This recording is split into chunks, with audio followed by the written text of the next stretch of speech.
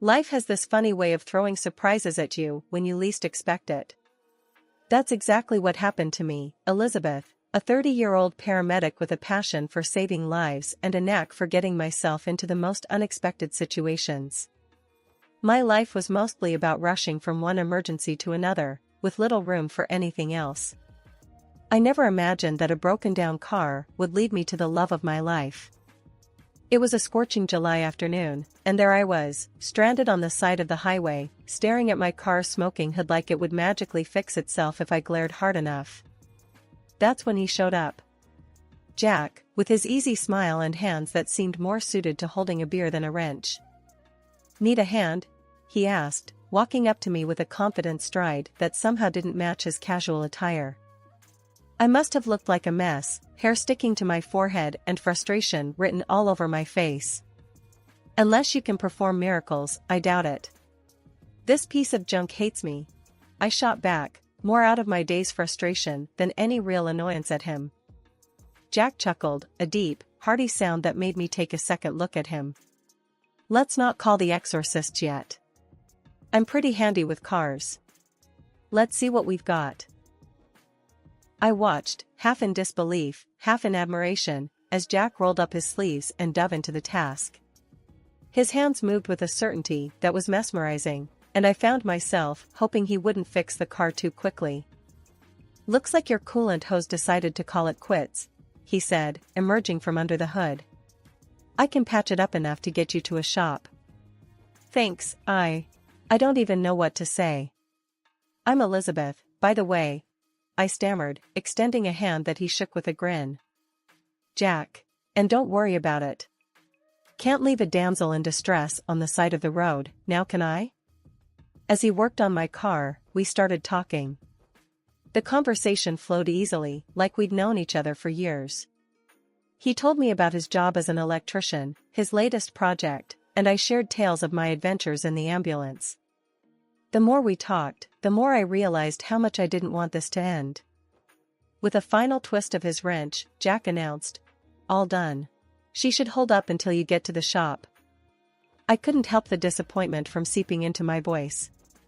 "Thank you, Jack. I don't know how I can ever repay you." He wiped his hands on a rag, that ever-present grin still on his face. "How about dinner? I know a place that serves the best burgers in town." My heart raced. Was he asking me out? Just like that? "Are you always this forward with women you've just met?" I teased, trying to mask my eagerness. "Only the ones who look like they could use a good burger and some company," he retorted, his eyes twinkling with mischief. And just like that, I found myself nodding, agreeing to dinner with a man who had turned my terrible day into one of the most memorable ones. Moving in with Jack's mom after we tied the knot seemed like the natural step, especially since my own folks had passed away years ago. Living in that big, somewhat cozy house, I found a second family I never thought I'd have again. Jack's mom, Martha, was a gem. She treated me like the daughter she never had, and our bond was solid. We'd spend hours chatting over coffee, sharing recipes, and just supporting each other through the ups and downs of life. It was comforting, having that kind of connection again. 2 years into this new life, Jack and I welcomed our little boy, Alex, into the world. With him came a joy I couldn't describe, but also a reality check. I hung up my paramedic boots, deciding to stay home and pour myself into raising our son and keeping our home. Jack continued his work as an electrician on those big government projects, always talking about the wires and gears, stuff that flew right over my head. But as the days blurred into a routine of diapers, baby giggles, and family dinners, tension started to brew. One evening, as we sat down for what I hoped would be a peaceful dinner, Jack's frustration boiled over. "Elizabeth, we gotta talk," he started, his voice tighter than the lid on a jar of pickles. "All right, shoot," I said, bracing myself for whatever was coming. I could tell by his tone it wasn't going to be about the weather. "It's about this." He waved his fork around, encompassing the whole house, our life, me. "Don't you think it's time you went back to work? You're losing yourself here." I felt a hot flare of anger at his words. Losing myself? I'm raising our son, Jack. Keeping your home standing. That's not nothing. He sighed, a sound of exasperation that got under my skin. That's not what I mean, Liz. You're more than this. What about your license, your career? You used to save lives.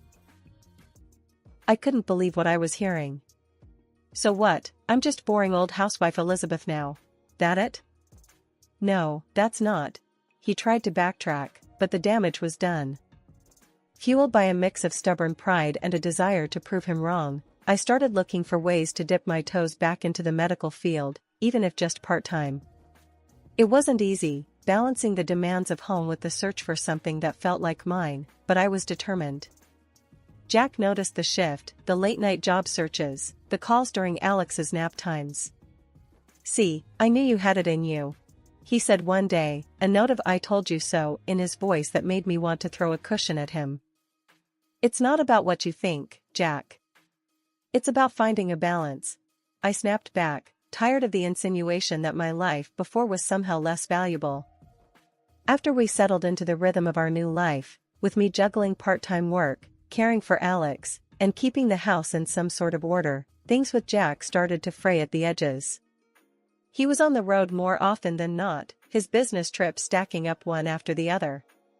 When he did come home, it was like a storm cloud rolled in with him, dark and ready to burst at any moment. Our house, once a place of laughter and warmth, had turned into a battleground of sorts. The air charged with tension you could almost see. Jack had complaints about everything, from the way I made his favorite spaghetti to the way I spoke, even going as far as to pick at how I dressed and how I was raising our boy. "Elizabeth, what's this mess?" He'd start, the minute he walked in the door, his eyes scanning the living room like he was looking for things to criticize. "And why's Alex still up? He should be in bed." I tried, God knows I tried, to keep everything perfect, to keep the peace. But nothing I did seemed right in his eyes. "I'm doing the best I can, Jack," I'd respond, my voice tired from the endless dance of trying to please him. "Alex wanted to wait up for you. He misses his dad." Jack's response was always sharp, cutting. "Misses me or not, you're the parent here most of the time. You should make these calls, not him."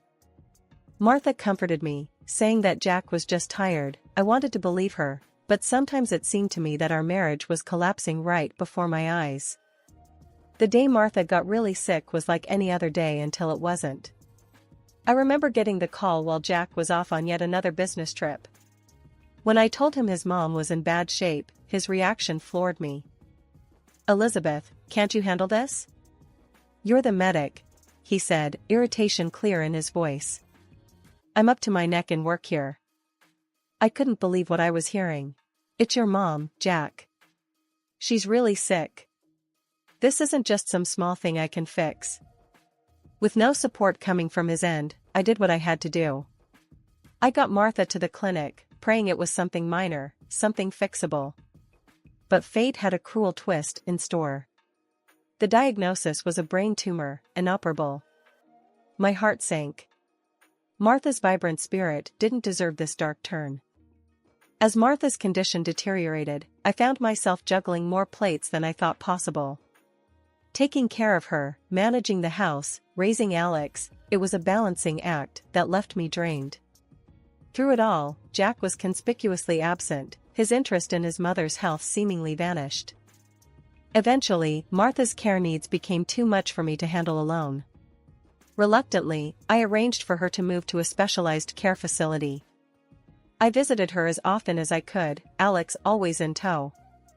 Those visits were bittersweet. Martha, despite everything, remained the warm soul I'd come to love like a mother. During one of our last visits, she took my hand, her eyes filled with a mix of sadness and gratitude. "Elizabeth, thank you for everything. I'm so sorry for how he turned out," she whispered, her voice barely above a breath. "Martha, don't. It's not your fault," I replied, my voice thick with unshed tears. But she just smiled, a weary, knowing smile. "You'll see, dear. There's a surprise waiting for you," she said, but refused to elaborate. Not long after, Martha passed away. Jack's absence at his own mother's funeral was the final straw. It was me who arranged everything, me who stood by her grave, saying goodbye to the woman who'd become more of a family to me than my own husband. The world I knew shattered around 2 a.m., when the sound of the front door banging against the wall jolted me awake. My heart raced as I saw Jack stumble in, not alone, but with a woman hanging onto his arm, her smug smile slicing through the dimness of the room. "Elizabeth, get up. We need to talk," Jack slurred, his words soaked in alcohol. Blinking the sleep from my eyes, I struggled to make sense of the scene before me. "Jack? Who's this? What's going on?" "This," he waved at the woman beside him, "is Sheila. She's going to be my wife. You need to pack your stuff and leave. Now." The room spun. "Leave? Jack, it's the middle of the night. Where am I supposed to go with Alex?" I could barely get the words out, my voice a mix of disbelief and rising panic. Jack's expression was cold, detached. "Not my problem. I've been waiting for the right time and now's it. I'm done with you." Fumbling for my phone, I hit record, my mind racing. "Done with me? Jack, what are you talking about? Why do we have to leave our home?" He scoffed, a bitter laugh escaping him. "Our home? No, no. It's my house now. Sheila's and mine. We work together and have fun at the workplace. You should see how we have fun when no one sees us." Sheila, looking around like she owned the place already, didn't hide her triumph. "You heard him. Time to go." I fought the urge to break down. "And Alex? What about your son?" Jack shrugged, his indifference a sharp sting. "He can go with you. Doesn't matter to me. Sheila and I will have our own kids." The words hit like a punch to the gut. I stood there, disbelief and anger warring within me. "Fine," I finally said, my voice steady despite the chaos inside. "I'll leave. But this isn't over, Jack." I hastily packed a bag, grabbed the essentials, and carefully lifted Alex from his bed, wrapping him in his favorite blanket. With one last look at the man I no longer recognized, I stepped out into the night, the cool air a stark contrast to the warmth of the bed I'd just been forced from. That night, after Jack had thrown our world into chaos, sleep was a stranger. I sat in the dimly lit hotel room, Alex asleep beside me, oblivious to the storm raging outside and in my life. My mind raced with a million thoughts, fears, and plans. What next? How could I pick up the pieces of a life so abruptly shattered? I reached for my phone, the weight of it suddenly heavy with purpose. I dialed Lisa, a close friend who also happened to work with Jack. If anyone would understand, it would be her.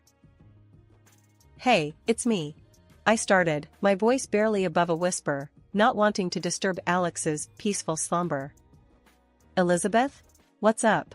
It's late. Is everything okay?" Lisa's voice was laced with concern, the sleepiness quickly fading. "No, everything's not okay. Jack, he kicked us out. Middle of the night. He's got someone else, Lisa. He said she works with him and he's going to marry her." The words tumbled out, each one a confirmation of the nightmare I was living. "What? Slow down, Elizabeth. He did what?" Lisa was fully awake now, her tone a mix of shock and anger. I took a deep breath, steadying myself, before continuing. "He brought her home, Lisa. Told me to pack up and leave. And I've got it all on audio. I recorded the conversation." "You did what?" "Elizabeth, that's brilliant. Send it to me. We'll figure this out, okay? Don't worry." The relief in hearing Lisa's supportive words was palpable. I sent her the audio recording, a digital testament to Jack's betrayal. We talked plans, next steps, anything that would give me a sliver of hope in the darkness that had enveloped me. The first rays of dawn were breaking through the curtains of the hotel room when my phone buzzed to life. It was an unknown number, and for a moment, I hesitated. My life had been turned upside down, and I half expected more bad news. "Hello?" My voice was cautious, bracing for whatever was coming. "Is this Elizabeth?" The voice on the other end was unfamiliar, yet there was a warmth to it. "Yes, speaking. Who's this?" "My name's Paul Henderson, I'm a lawyer. I was the attorney for Martha, your mother-in-law." Martha. Just hearing her name was a punch to the gut. "Yes, I know Martha. How can I help you?" "It's not how you can help me, but rather how I can help you. Martha left something for you. It's important. Can we meet today?" I was taken aback. Martha had thought of me? After everything that had happened? Yes, of course. When and where? We arranged to meet at his office later that morning. I got Alex ready, my mind racing with possibilities. What could Martha possibly have left for me? Mr. Henderson's office was a beacon of calm in the storm that had become my life. He greeted me with a gentle smile, leading me to a room with 2 chairs and a table. "Elizabeth, thank you for coming. Martha spoke very highly of you. She wanted to make sure you and Alex were taken care of." I nodded, still in a daze. "What did she leave?" Paul handed me an envelope. Inside was a letter in Martha's handwriting. It was her, through and through, thanking me for the love and care I'd shown her, apologizing for Jack's actions, and expressing her wishes for my future. And then Mr. Henderson dropped the bombshell. "Martha left you the house, Elizabeth. The house and a significant portion of her savings." I was speechless. The reality of Martha's gift was overwhelming. In her final days, she had given me a lifeline, a chance to start over. Is this even legal? Can she just cut Jack out like that? I asked, the words barely making it past the lump in my throat. Mr. Henderson nodded firmly. Martha was very clear and took all the necessary legal steps. "The house is yours, Elizabeth. And there's enough in savings to give you a fresh start." I broke down then, tears of gratitude and relief streaming down my face. Martha, even in her final days, had been thinking of me, of Alex. She'd given us a future when it felt like all hope was lost. Barely a day had passed since I'd stepped into Mr. Henderson's office, carrying the weight of the world on my shoulders, when my phone buzzed with a call from Jack. His voice was like a storm, all bluster and rage. "Elizabeth, get over to Henderson's office now," he bellowed. I could almost see his face, red and twisted in fury. With a deep breath to steady my nerves and Alex in tow, I headed back to the lawyer's office. The atmosphere was electric with tension, Jack and his mistress already there, pacing like caged animals. As soon as I walked in, Jack zeroed in on me, waving a stack of papers like he was trying to fan flames. "What's this crap about, Elizabeth? Why'd my mom leave everything to you?" Mr. Henderson, ever the calm in the storm, interjected. "Please, let's all sit down and discuss this rationally." But rationality had left the building. Sheila, her earlier smugness replaced by a dawning realization, eyed the door like it was her escape route. "The contents of the garage, Jack. That's what your mother left you," I said, finding a strength I didn't know I had. "Everything else, she left to Alex and me." Jack's face contorted even further, if that was possible, a mix of disbelief and fury. "The garage? What am I supposed to do with that junk?" Mr. Henderson handed Jack another document, a letter from Martha. "Your mother had her reasons, Jack. She hoped you'd find it in yourself to understand one day." Jack skimmed the letter, and I watched as the fight seemed to drain out of him, replaced by a sullen, defeated anger. This is bullshit." His mistress, finally seeing the writing on the wall, snapped. "I'm not sticking around for this. I didn't sign up to be with a loser." And with that, she was gone, her departure as dramatic as her entrance into our lives. Jack, now truly alone, turned his frustration back on us. "You'll pay for this. I'll sue. I'll—" Mr. Henderson, unflappable as ever, cut him off. "I'd advise against that, Jack. You won't win, and it'll just waste your time and money." The room went silent, the only sound the soft, uneasy breathing of everyone present.